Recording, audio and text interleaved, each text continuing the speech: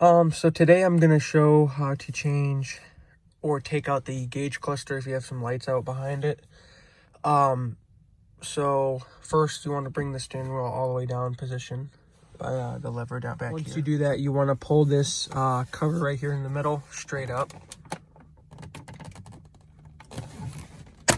Like that, because it's a pull tab. Once you do that, you have 4 screws, one there, and then one up there and one over here. After you remove the screws, then you pull out here, and this whole plastic piece will come out. After that, you have 4 Phillips screws, one there, and over here, these 2.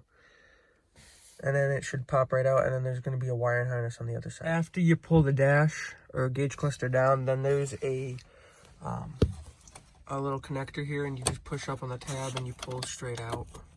And basically you repeat the steps in order to put it back together, and you're good to go.